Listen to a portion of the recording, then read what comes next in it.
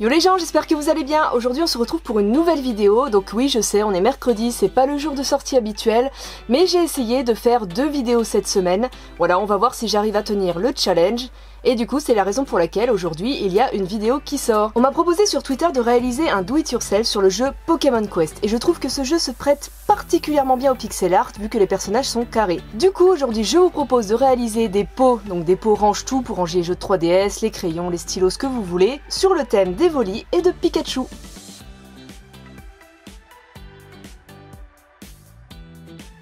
Comme d'habitude, vous pouvez retrouver la liste du matériel en description et on se retrouve à la fin de la vidéo.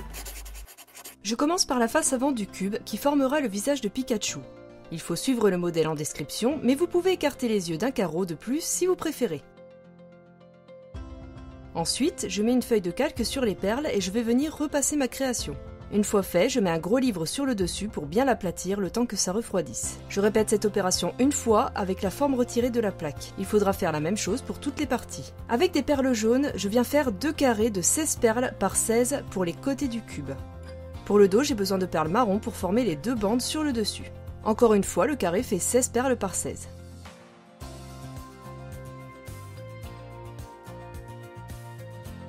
J'ai mes 4 formes principales et il me manque donc le rectangle du dessous sur lequel le cube va reposer. Il fait 18 perles par 16. Ensuite, je fais des petits carrés de 9 perles par 9 pour les pieds.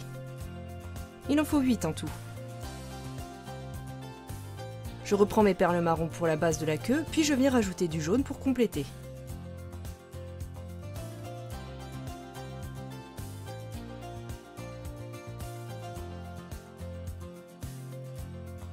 Pour l'assemblage, j'utilise un pistolet à colle avec des bâtonnets de colle transparents. Je viens d'abord fixer la tête.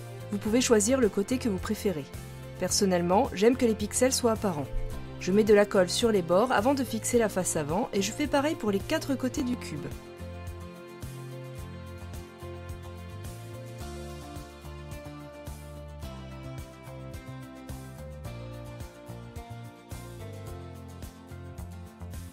Ensuite, je vais créer des petites pattes en attachant 2 petits carrés de 9 ensemble, face plate contre face plate.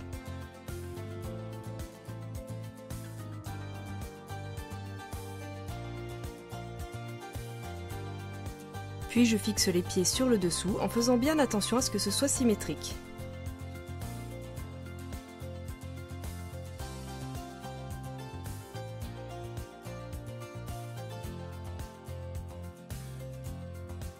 Il ne me reste plus qu'à fixer la queue à l'arrière avec un point de colle et j'ai fini Pikachu.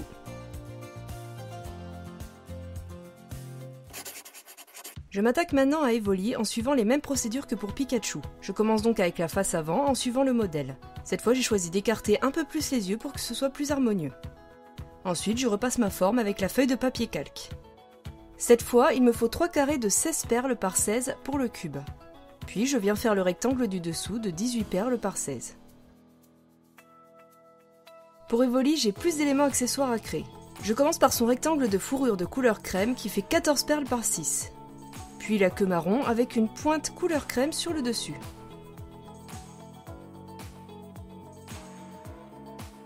Ensuite, les pattes de 9 par 9. Il en faut 8 comme pour Pikachu. Et pour finir, les fourrures du côté avec 2 rectangles couleur crème de 4 perles par 6.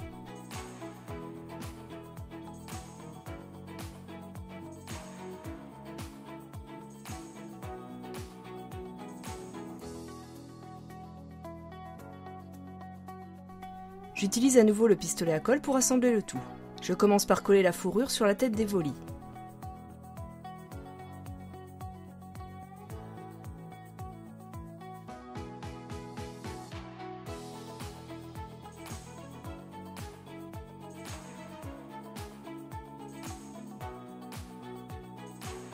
Puis je colle les 4 faces au socle rectangulaire.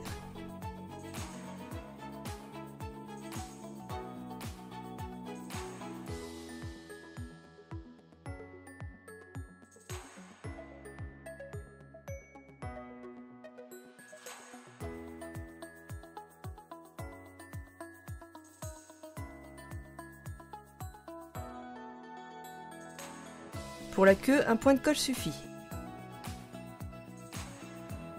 Et je finis par les pattes que j'assemble 2 par 2 avant de les coller au-dessous du socle en faisant bien attention à ce que ce soit symétrique.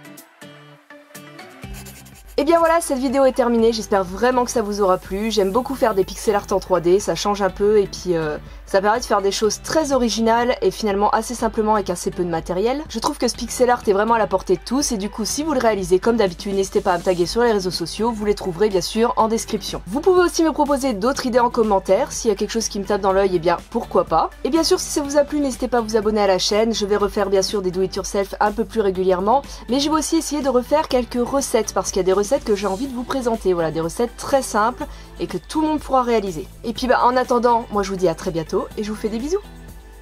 Ciao!